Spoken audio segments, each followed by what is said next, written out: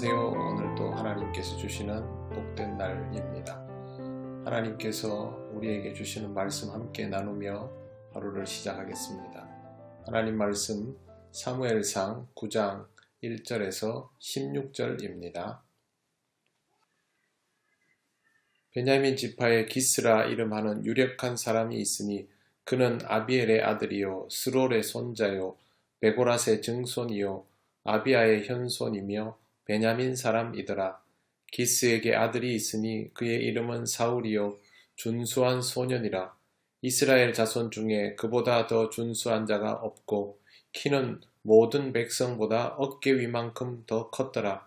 사울의 아버지 기스가 암나귀들을 잃고 그의 아들 사울에게 이르되 너는 일어나 한 사환을 데리고 가서 암나귀들을 찾으라 하매 그가 에브라임 산지와 살리사 땅으로 두루 다녀 보았으나 찾지 못하고 사알림 땅으로 두루 다녀 보았으나 그곳에는 없었고 베냐민 사람의 땅으로 두루 다녀 보았으나 찾지 못하니라.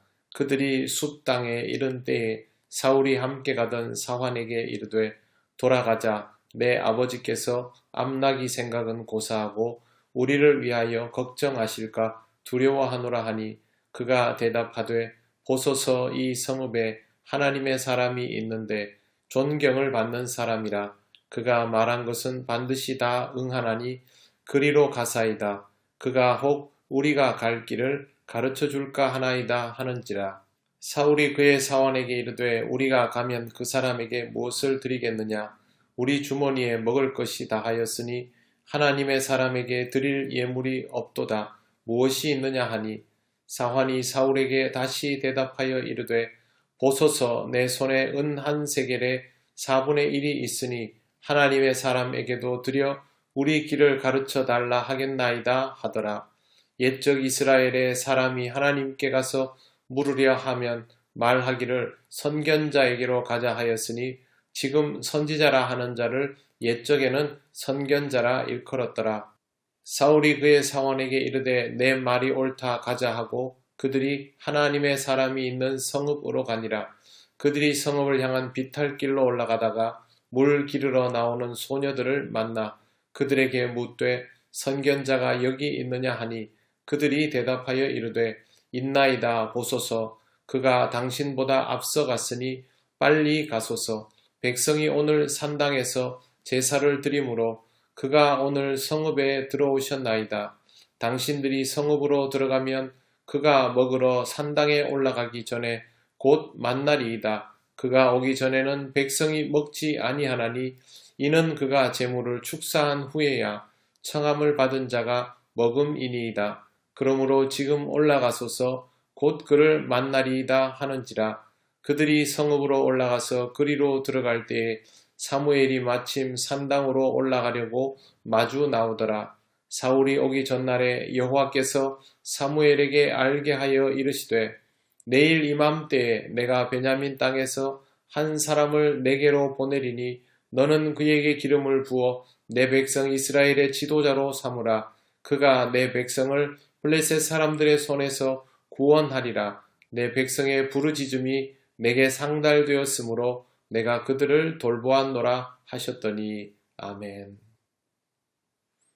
오늘 소개해드릴 사람은 사울입니다. 그는 베냐민 지파의 유력자 기스의 아들입니다. 한 가지 우선 알아둬야 할 것은 그가 베냐민 지파라는 것입니다.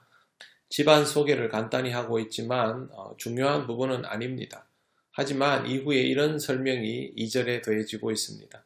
기스에게 아들이 있으니 그의 이름은 사울이요 준수한 소년이라. 이스라엘 자손 중에 그보다 더 준수한 자가 없고 키는 모든 백성보다 어깨 위만큼 더 컸더라. 사울의 특징은 준수하고 키도 크다는 것이었습니다. 여기에 나오는 준수하다라는 말은 단순히 얼굴이 잘생겼다는 의미가 아닙니다. 외모도 아름답지만 도덕적으로도 훌륭한 성품의 소유자다라는 뜻입니다. 사울은 한마디로 괜찮은 사람이었습니다. 그냥 이스라엘에서 제일 괜찮은 사람, 모두에게 좋은 평을 받을 만한 사람, 누가 봐도 인정해 줄 만한 사람, 바로 사울이었습니다. 어느 날 기스가 암나귀를 잃어버리는 사건이 발생합니다. 암나귀는 매우 중요한 가축이니 찾아야 했습니다. 그래서 아들 사울에게 사환을 데리고 가서 나귀를 찾으라고 시키는데 여기저기를 아무리 돌아다녀 봐도 나귀는 찾을 길이 없었습니다. 결국 사울은 사환에게 이렇게 말했습니다. 내 아버지께서 암나귀 생각은 고사하고 우리를 위하여 걱정하실까 두려워하노라. 참 효자입니다.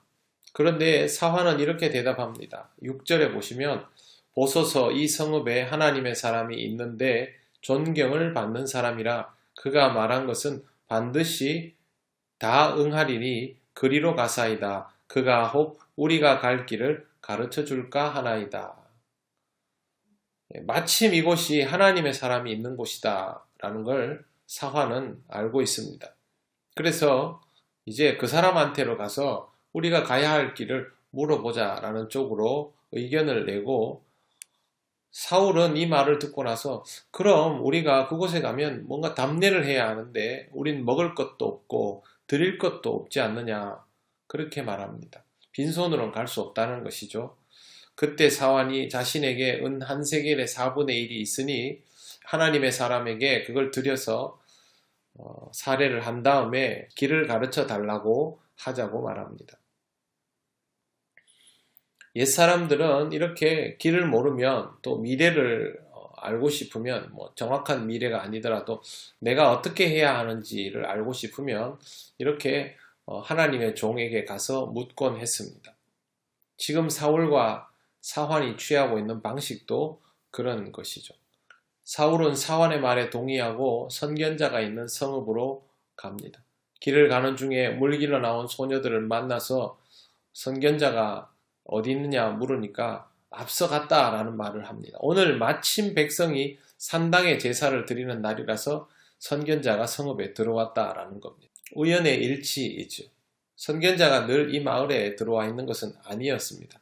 여기저기를 돌아다니고 또 만나지 못할 가능성도 높았지만 오늘은 만날 수 있다라는 것입니다. 나귀를 잃어버리지 않았다면 사울이 길을 나설 일이 없었고 나귀를 쉽게 찾았다면 여기까지 올 일도 없었습니다. 그리고 선지자는 평소에 항상 이곳에 머무는 것도 아니었습니다. 사울과 선지자는 알고 보면 만날 확률이 굉장히 낮은 사람들이죠. 사실상 확률적으로 거의 만날 일 없다고 보면 됩니다. 그런데 이 둘의 만남이 이루어집니다. 그리고 하나님은 선지자에게 미리 일러두기까지 했습니다. 즉 선지자는 자신의 일을 보고 있지만 알고 기다리고 있는 상태라는 것이죠. 16절 내일 이맘때에 베냐민 땅에서 한 사람을 내게로 보내리니 너는 그에게 기름을 부어 내 백성 이스라엘의 지도자로 삼으라. 그가 내 백성을 블레셋 사람들의 손에서 구원하리라. 내 백성의 부르짖음이 내게 상달되었으므로 내가 그들을 돌보았노라 하셨더니 아멘. 하나님께서 이 모든 상황을 만들어 놓고 있었던 겁니다. 사람에게는 이것도 우연이고 저것도 우연이지만 하나님에게서는 그렇지 않습니다. 모든 일들은 하나님의 배려와 또 허락 속에서 이루어지고 있습니다. 사람이 우연이라고 느끼는 건 한 치 앞을 모르기 때문이죠. 우리가 우연이라고 생각하는 것이 알고 보면 하나님의 계획과 섭리 속에서 용납과 이해 속에서 이루어집니다. 그게 인생이고 역사입니다. 그러니 우리는 모든 우연들 속에서도 하나님을 의식해야 하고 또 하나님의 의도가 무엇인지를 조금이라도 더 알아낼 필요가 있습니다. 사울이 나중에 알아가겠지요. 하나님의 인도하심이었구나. 그런 과정이 우리에게도 필요하다라는 것이죠. 왜 그렇습니까? 우리도 지금 사울처럼 이런 인생을 살아가고 있기 때문입니다.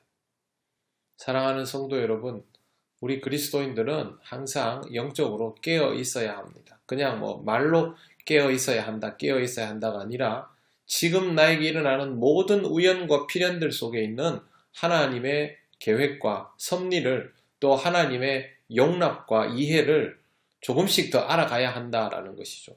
그렇게 해야만 뭘 제대로 할 수가 있습니다. 지금 우리에게 지혜가 필요한 시대 아닙니까? 그리스도인은 하나님의 뜻을 알아야 행동을 해도 실수를 하지 않습니다. 굉장히 혼란스러워하고 있는 지금 하나님께서 우리에게 무엇을 원하시는지를 잘 묵상해 보시기를 바랍니다.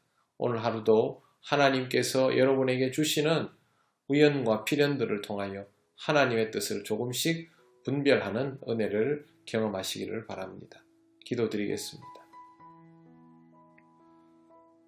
하나님 감사합니다. 하나님 우리에게 허락하신 모든 상황들 속에서 하나님의 뜻이 있음을 알게 하시고 깨닫게 하시고 거기에 맞추어 가는 삶이 있게 하여 주옵소서. 하나님이 우리를 쓰실 때 제대로 쓰임받을 수 있도록 준비되는 그리스도인이 되기를 원하고 또한 교회가 되기를 원하오니 하나님 이 상황 속에서도 우리가 영적인 분별력을 가지고 살아가게 하옵소서.